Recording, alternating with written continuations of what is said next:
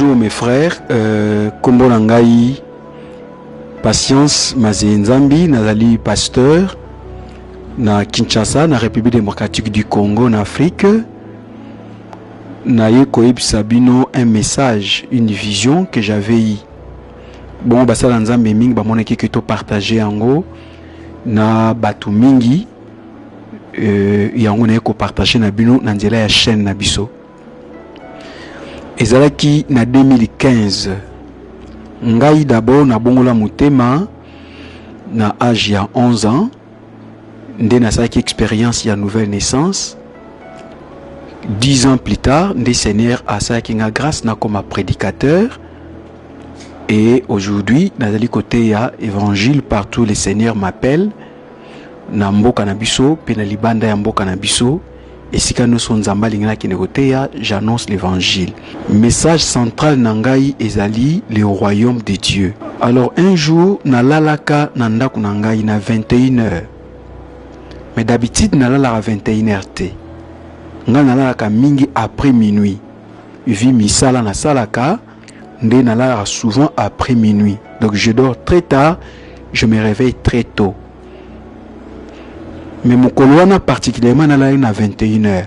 Même mon épouse Azaki étonnée parce que je suis marié et père de 2 enfants, de 3 enfants pour le moment, parce qu'à cette époque j'avais 2 enfants quand je vis cette vision-là. Épouse Nangai Azaki très étonnée de voir que Nakela na l'heure alors que j'étais pas malade. Alors, Nasalaki quelques minutes seulement pour noté. Mais na remarqué c'est comme si na komi komona makamo mususu alors que na ina mbetu automatiquement na mona zaki na commune moko na Kinshasa na Ngiringiri eza moko ba commune ya Kinshasa na mona bandi ko tambola na commune yango. Mais avant na koma na commune wana na mona yiki nazo ba na mama ma mère nazo bise ke nga na mona lokwa neti na okufa brisque. C'est comme si na okufa sans que na se préparer, ton a préparé l'ouana ngame na moko na okufa brisque. Et puis et ça mais que na se retrouver na commune wana Ngiringiri sans que na yeba ton a kanisa liwa na banota la normalement na moni voiture moko eye et tout ingai. Na koi na se et puis na moni lokola na bandi ko bima na nzoto na nganet na komi double. Et automatiquement na moni ndaku na ngai epai na vandaka na Kinshasa batumi bazaka na habitude ya kolela matanga na salon soki ndaku wana eza munene baolela matanga na salon ya Mowei.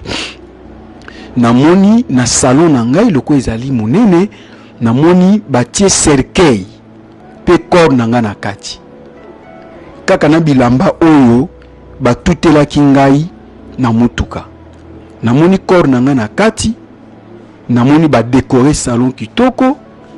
Mais en même temps nga moko na mimoni na balabala lupangu nazali eza clôturé mais na mimoni na balabala mais mire bande ko empêcher nga te na mona corps na ngai na kati kuna. Donc je me voyais double na mimoni ngai na bilamba ono na lataki na balabala en même temps na mimoni aussi ngai na kati ya cercueil na ndaku na salon na ngai ba exposer corps nanga. Lokola naza ko diriger une église na moni bandimi o basambelaka na église pa inazali ko diriger na église ya Seigneur o nazo diriger ba bandi ko lela ba misu bazo koya na se na identifier bango nazo baki wana eza ki ser kingandi wana frère kingandi bazo koya na se bazo baluka na mabele bazo lela sérieusement bango nyonso bande koloba nzambe pour ni osali be pona mosali na yo tozali no na posa na ye tana ye na nekokaki te tozali no na posa na ye. Et puis na moni mwasi na ngai atelemi debout asimbi bana na ngai mibale bana nga ba imike baza bana basi asimbi bango mwasi na nga zo lela.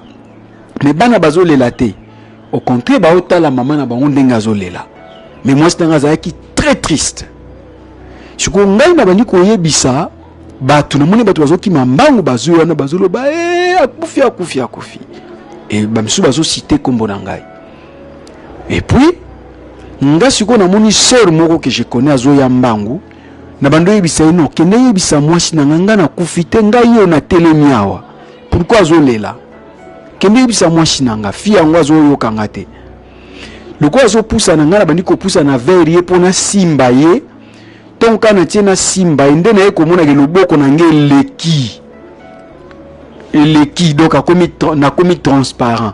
Ye penzo tuna go transparent. Eleki na komi immatériel. Ndé balobaka na français. C'est alors na ko comprendre na lobi ah na kufi. Na ko comprendre na moma wana. Mais nazo continuer ko tala batu. Batu bazolela. Nga na telemika ka libanda. Je savais que mutaroyo kanga souté. Mais après idée mo yelinga na mutu. Na lobi mais non, Bible lobi soki chrétien akufi. Ba ange faut ba kozwaye ndenge salama ina tangwa Lazare. Ya pauvre Lazare. Mais comment se fait-il je suis mort mais naza toujours présent dans ces mêmes lieux. Quand on a zolo babongo na moni mbala moko jeune fille moko azaki très bien habillée, correctement habillée, azaki propre.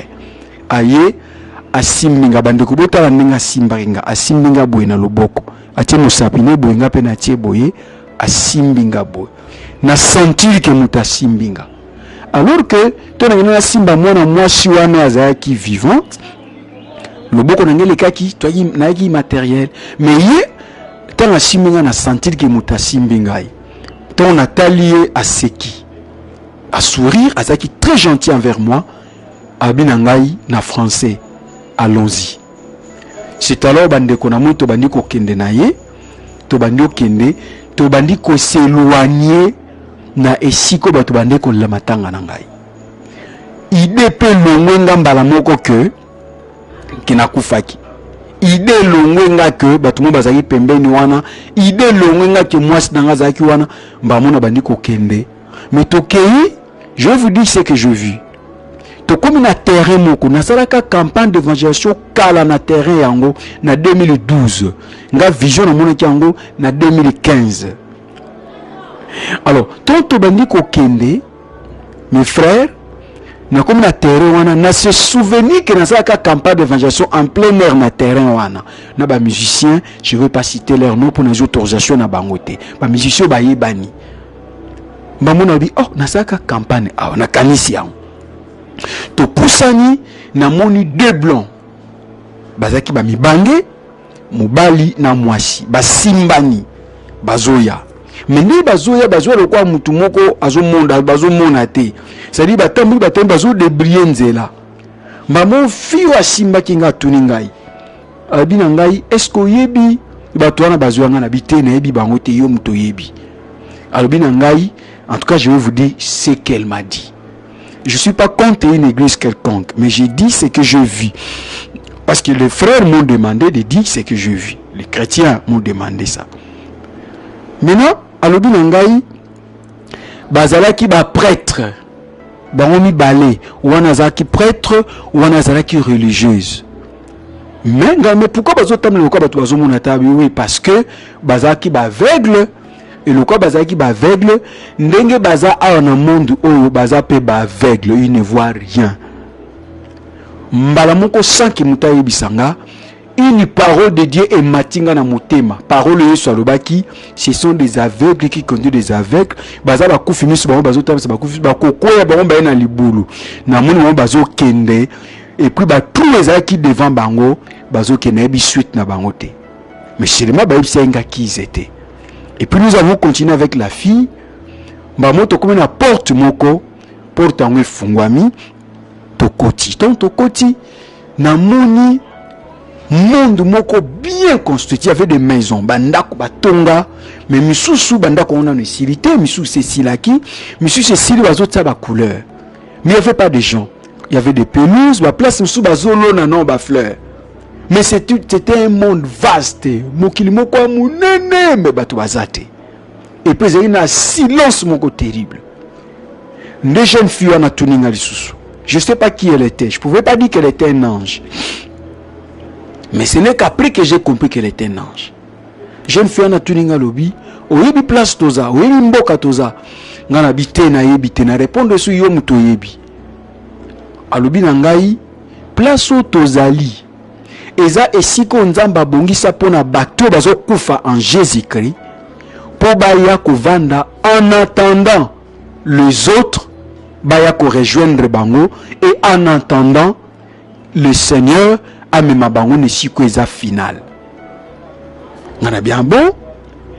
Et puis ngasko na kaise na ende ko vanda wana mba moko alobi na ngai ma il faut d'abord to kende na yo et pas mutu a ko décider so yo pour yo ko rejoindre bandeko awa en attendant les autres chrétiens ba yawa to soki o kende dans un autre lieu on est aussi un autre lieu et on est aussi un lieu de tourment en attendant aussi les autres ba ko rejoindre yo bandeko mbala moko na yo ki kimia lunga na mutema na santa trouble moko na mutema nanga na komi kobanga na vivre en te bana na bota na vivre en te na bandi kobanga kosakana te.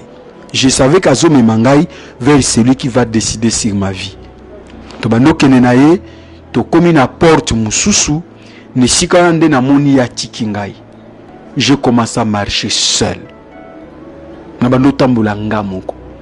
Mais place nazo tambula nazo baike nazo kena kutana muntu ako décider so ngano ke kovanda na ville wana ona mona ki ya kitoko o baïsenga en attendant les autres chrétiens ba okufa en Jésus qui va ko rejoindre biso en attendant la décision le lieu final au Seigneur Jacques Tiabiso. J'avais compris plus tard qu'il s'agit de Saint Abraham, il s'agit de paradis où ici ko Seigneli ba Christo bazela la décision finale, la victoire finale, il y a Christ qui est encore sur la terre. Mais bien aimé dans le Seigneur, ton abandi kokende, mbalamoko na moni, un ange aye devant Gazaki habillé en blanc, à l'obinangai, je t'amène vers celui qui décide. Mais Abenga qui est le grand chef. Voilà le langage qu'il avait utilisé. Abinazo mais pas les grands chefs. Yendem ta ko décider sur le sort nayo mais aussi le sort y a tous les autres. To bando kende bande ko na komi côté moko na santa présence moko y a un grand roi et je n'étais pas seul.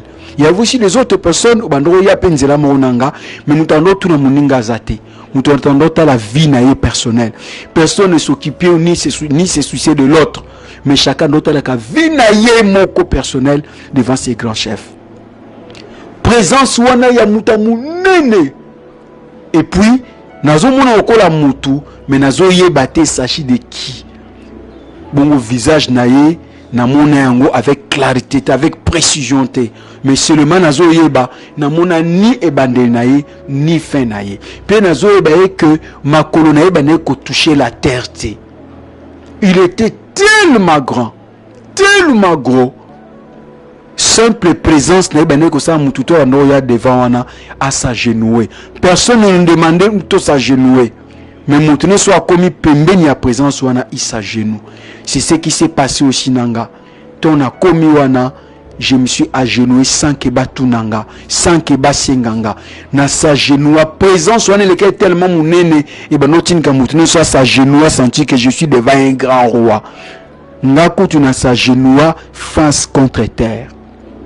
Quand on a s'agenoué, banamo kati nangai une parole de Dieu est montée et cette parole m'a dit ceci: tous genoux fléchiront devant lui. Tous genoux fléchiront devant lui. N'ayez que cette parole est vraie. Et puis dès qu'elle s'est levée, cet ange-là qui m'a mené a mené devant une table. Je vis une table, mes frères. Bon, on a table, le grand chef, il était debout. C'est là qu'on appelait le grand roi. On m'a pas dit que c'est celui-là Jésus. On m'a pas dit. Mais moi-même, je sentais que c'était un autre roi. Que c'est lui qui dominait dans ces milieux-là. Et c'est lui qui décidait sur les gens. Je ne le voyais pas clairement. Mais il était debout. Avec sa grande présence. Bon, à côté, je vis deux anges. Je vis un ange qui était à gauche. Et un autre ange qui semblait être à droite. Et la table était là, et les grands chefs étaient au milieu. Et en jouant à simba papier duplicateur. Kota lango papier duplicateur ne zaki belé, mais zaki vierge, il n'y avait rien qui est écrit là-bas. Mais eux, ils regardaient et puis ils citaient les noms des gens par rapport à ces papiers. C'est comme s'il y avait des écrits que moi je ne pouvais pas voir. Et ce papier qu'on va déposer devant les grands chefs, et les grands chefs vont poser la question. On ne le voyait pas, mais on sentait sa présence. On sentait qu'il est là. Et puis, il y avait 3 personnes. Il y avait moi, et puis, il y avait une maman, à Koki Kozalator, 70 ans. Et puis, il y avait un jeune garçon, je savais sans qu'il le bananga, moi-même je savais qu'il avait 14 ans. Tous, tout a une amende et puis nous étions morts. Tout le monde tous les bateaux, tous les sur la monde, tout le monde vivre était à tout une monde. Et puis bandeko, moi na 14 ans, maman na quoi na 70 ans. Mais tant que tous qui wana bisonoso, les grands chefs étaient sur la table, il était debout apparemment, parce que nous ne voyons même pas là où il était assis, et les anges aussi étaient debout.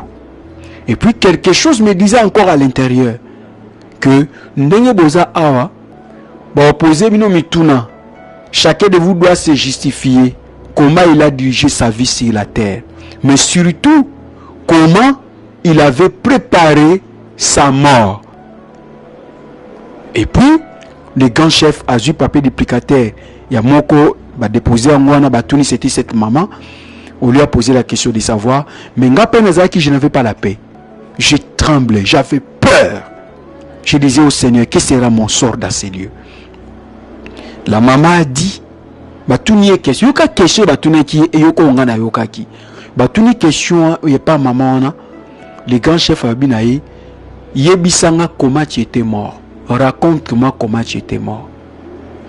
Mais nga siko na yoki boy, est-ce que avant de mourir, tu avais préparé ta mort? Est-ce qu'on s'est préparé qui a kokutana nanzambe na yo? Est-ce qu'on s'est préparé qui a kotika mokilo un jour? C'est comme ça que moi j'écoutais. Mais les grands chefs posaient seulement la question, dis-moi comment tu es mort. C'est tout. Mais nga siko na yoka ba détail wana. Et cela sortait dans mon cœur. Ce n'est que plus tard que j'ai compris que c'est le Saint-Esprit qui me parlait. Parce que l'Esprit de Dieu habite en moi et le Saint-Esprit n'abandonne jamais quelqu'un, même après sa mort. Et qu'est-ce qui est arrivé, mes frères? Maman a répondu à l'autre, a gardé comme mon silence. Tu as une autre question, une autre fois, toujours la même question. Raconte-nous comment tu étais mort. La maman n'avait pas répondu. Elle avait les regards fixés en bas.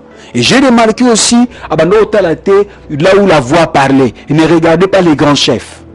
Là où il y avait la présence de Dieu, là où on sentait une forte présence d'un grand roi, elle ne regardait pas. Et puis, quand elle répondait, et cette voix fit entendre encore à 10 ans, de la même manière tu m'as traité sur la terre, de la même manière moi je te traiterai ici. De la même manière, au monakinga pamba na moki, ndenga pena retraité yo awa. Et cette femme a commencé à pleurer, elle était triste. Très triste. Après, écoute, on a la question et pas les jeunes garçons. En même temps, là, pas une vendaki, je me préparais. Je disais, maintenant je dois me préparer. Si on me pose la même question, comment je vais répondre? Alors la femme, le garçon de 14 ans qui était là, on lui a posé la même question. On lui a dit, Yebi Sangai, Okufa Kindengeni, comment tu étais mort? Ngana mato na yoki, Yebi Sangai, est-ce qu'on prépara qui vit na yo sur la terre? Est-ce qu'on s'est préparé qui avant ta mort? Est-ce qu'on s'est préparé qui a kokuta na nzambe na yo après ta mort? C'était ça ce que moi j'ai entendu. Les détails que j'ai entendus. Et le garçon a tourné les regards vers les grands chefs. Il a crié en disant, oui, je suis mort à cause de toi. Il parle en français. Oui, je suis mort à cause de toi. J'ai été exécuté, j'ai été haï sur la terre à cause de toi. Je souffrais, j'ai cherché ta face jour et nuit. Je me suis privé de plusieurs choses à cause de toi. Je suis mort à cause de toi. Assis c'est Kolobate, les grands chefs abaissés aux épaules, abaissés comme ça. Elle dit, oui, je sais. Je sais que tu étais mort pour moi. Je sais que tu as souffert pour moi. Je sais que tu as souffert pour moi. Je sais que tu t'es privé de beaucoup de choses pour m'honorer. Je sais. Tant Azoro Babongo, une voix fit entendre dans mon cœur. Et rappeler ngai nenge bibezoloba et que Yesu akobeta le fidèle serviteur, si je ne m'abuse pas, c'est Matthieu chapitre 25, akobeta le fidèle serviteur dans le péka aolobanaye, bon et fidèle serviteur, entre dans la joie de ton maître. Tanzoloba, je sais que tu es mort pour moi. Tanzoloba bongo abalu ki vernga abeti penga na lupeka alobi de même que toi. Et c'est alors j'ai senti une paix que je n'ai jamais sentie sur la terre. La joie et la paix que j'ai sentie ce jour-là. Que Dieu nous aide. Ninga niozo kangai mututazanga lola. Mututazanga lola. Na santa kimya kusakanate. Mbala moko na telemato yambana na jeune garçon wana. Et tant que tozo yambana phrase moko na ndeko lobana ye ton ayambie na lobi je suis sauvé. Le jeune garçon a dit aussi je suis sauvé. On était dans la joie. On a commencé à sauter. Natali siko nzoto na ngai na moni bilamba on a kufela kite parce que tout le temps na ndeko tambula na kana bilambo banyatela kingai na mutuka na ngiringiri. Mais maintenant on a tellement nzoto na ngai na moni nzoto na ngai na bilamba oyo ba anjo ba telemaki à côté. Il y a les grands chefs, les grands rois que moi j'ai compris qu'il s'agit de Seigneur Jésus-Christ. Ba anjo wana bilamba balati c'était les mêmes habits maintenant que j'avais. Et puis et la main lataki soki obendi yango boye eza difficile et bendana. Parce que c'est comme si Kangagi pendant nzoto nanga mobimba. C'est comme s'il n'y avait même pas netezaki lamba ya nzoto mobimba kaka. Ya pembe. C'est ce que j'avais porté. Et j'avais une grande joie. Mbamona bini ne sikawana. Mais je savais que les autres aussi seront jugés. Na bini ne sikawana. Ndena eko kutana. Na bande komoko babinanga que wana bazib sanga de mon fort intérieur. Que ces gens sont venus de la Guinée-Conakry. On m'a cité Guinée-Conakry. Bref, mes bien-aimés, une joie que je n'ai jamais sentie. Et des hommes et des femmes ont la même nationalité, même culture, même langue, mais tu connais que frère dans cet endroit. J'aimerais parler de deux choses avant d'atterrir. La femme oyo na monaki na jugement oya baneko la na monaki ya sous-sauté. Ma pri ndete baneko yambana ba frère na poussani quelque part na yambi bandeko moko mais na moni y avait maman moko na yebiye avant na balabala na biso azape mundimi ya église protestante na moni maman wana avant likola mire moko na bandiko kende pona yambaye mais tout nous ba mon frère maman ngazotala te. Soki quelque part obi mon frère mutuso azape mena soka moni yo boyambani mais maman nazotala te. Na poussani encore mais mon frère maman ngazotala te. Na poussani na ekomona eke maman ngazaki na bilamba lokola ya ngate pe lokola ya bandeko to bandeko yambate bilamba nezaki sale. Mbano ngandi kozonga sima nazoloba tu n'es pas mon frère. Tu n'es pas mon frère. Tu n'es pas mon frère. Azaki triste. Azaki la seule personne qui était triste et la seule qui avait des habits, il y a qui tout côté. Et j'avais compris que Azaki sauvé. La deuxième chose que je voulais dire, na poussé ni côté moi on a moni un bateau. Bon on a bateau wana, na moni kati il y avait beaucoup de personnes. Et na kati na moni bandugu ba yiko la blanc. Mais quand on s'approche, on n'a plus la race. Quand on s'approche, on voit que nos habits là tout blanches. Donc on a poussani na moni papa moko, na maman moko, na banana et toute une famille. Bango nyo surtout baki dans la joie, la même joie que moi j'avais. Na poussani ndiko yamba bango et puis quelque chose m'a dit dans mon fort intérieur qu'il y a possibilité que quelqu'un soit sauvé avec toute sa famille.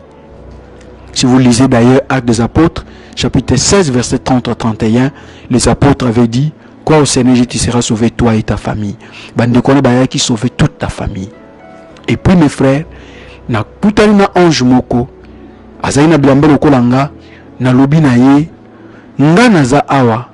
Mais est-ce que okokite ko zonga, to kotinda mutu moko awa, akende na Kinshasa, na ville na biso, akutana mwasi na ngai, aibisa mwasi na nga a préparé sa mort.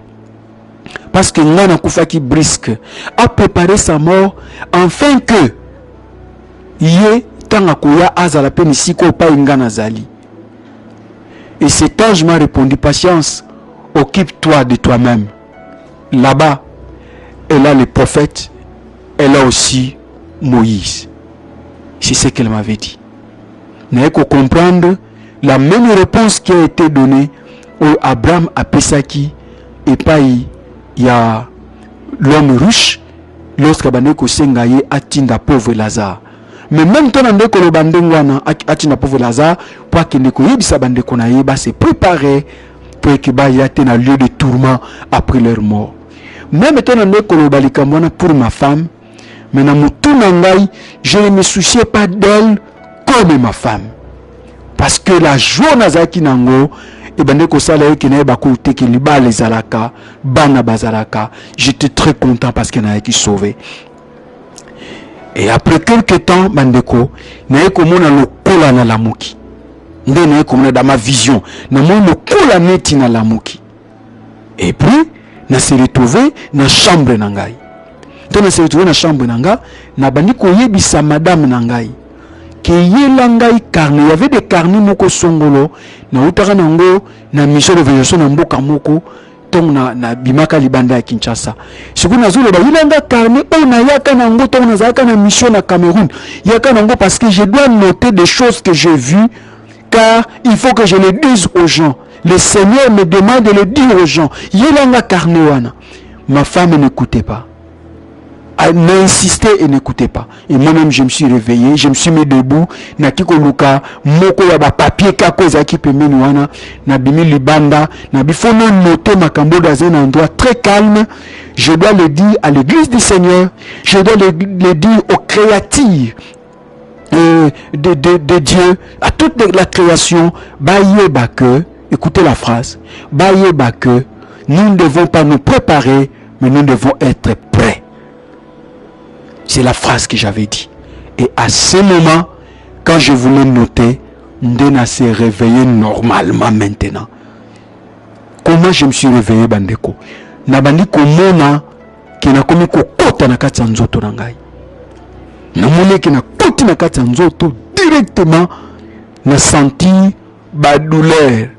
Le jour où même nazaka na dette moko songolo, na senti même la douleur ya dette wana zongelinga na mutu. Na s'est réveillé normalement. N'a senti que réellement je suis maintenant ici sur la terre. Tous les soucis que j'avais, toutes les idées que j'avais, toutes les bonnes idées que j'avais, tous sont revenus dans ma tête. Bah stress n'est pas une église nous suis tout à ce moment-là. Mais n'abandonne comme on le cola n'a pas un autre côté. Et c'est alors n'abandonne qu'on réveille ma femme qui était à côté. Je réveille ma femme. Exactement comme j'avais vu, ma femme ne se réveillait pas. C'est comme ça, on négligeait quand je l'ai réveillée. Et puis, je lui ai dit, chérie, réveille-toi, parce que des choses que je vais te dire maintenant, tu dois les noter. Ce que je me disais que ton après je vais mourir. Et puis je n'avais pas peur de la mort parce que la joie que j'avais sentie, je savais que je suis sauvé et cette joie-là, j'avais besoin de ça. J'avais besoin de ça. Alors quand j'ai réveillé ma femme, comme elle ne se réveillait pas, je lui ai dit chérie, tu dois te réveiller parce que ma camona ina lobanayo, tu dois noter ça. Ou encore tu prends la tablette, tia nini enregistrement, enregistre ça, mais yoka yango parce que après avoir yakoloba certainement je vais mourir. Mais yo na facilité à koyebisa bana nzambe que ba se préparer te mais bazala prêt. Madame na tant yoka likambo ya je vais mourir C'est là où j'ai commencé à lui raconter des choses. Et j'ai tremblé quand je parlais. Toujours, pareil enregistré, enregistré. Après cela, c'était déjà 5 heures du matin. Et nous avons commencé à prier. Ma femme a prié pour moi. Parce que je tremblais. Je ne sentais pas mon corps. Je ne sentais pas mon corps. Et c'est alors que j'ai fait appel à d'autres serviteurs de Dieu qui sont venus, j'ai partagé ça avec les serviteurs de Dieu. Et nous avons compris que c'était le message de Dieu. Mes frères et sœurs, ce que je veux vous dire, que après tout ce que nous pouvons faire sur la terre, il y a aussi une vie après ça. Jésus avait dit que servirait-il un homme de gagner toutes choses s'il perdait son âme. Litomba Nizali, Babetelo Maboko, Bazobengo président, Bazobengayo honorable. Mais après cela, au père de Vinayo, après cela, après la mort, au père de Vinayo, au lieu de même place au Kendete. Si demain nous ne savons pas d'où nous venons, mais nous devons du moins savoir où nous allons. Et pour savoir où tu veux, il faut croire à Jésus. Jean, chapitre 11, verset 25, la Bible nous dit que je suis la résurrection et la vie. Si quelqu'un croit en moi, vivra, quand bien même il serait mort. Quand bien même il serait mort. La vie que Jésus donne est plus puissante que la mort. Quelle que soit la dimension de Zanango, sur le qui témoignage, tu donnes ta vie à Jésus-Christ. Il est là où tu es. Là où tu es, c'est là où il se trouve. Il y a une sœur qui est montée au podium là où je prêchais un jour dans une campagne d'évangélisation. Cette fille est montée au podium. Elle n'avait pas peur des gens alors qu'il y avait des milliers de personnes. Mais la fille me regardait, elle avait des larmes aux yeux. Elle a dit, le péché que j'ai fait, les avortements que j'ai commis, je ne crois jamais que Dieu pourrait me pardonner. Au moins, je parlais du pardon des péchés. Moi aussi, je ne savais pas dans le banini. Mais à ce moment, j'ai entendu une voix me dire, patience, dis-lui qu'aucun de ses péchés n'est plus puissant que le sang de Jésus. C'est la même chose que je t'ai dit, toi qui me regardes. Aucun de tes péchés n'est plus puissant que le sang de Jésus. Crois en Jésus et tu seras pardonné. Que Dieu vous bénisse.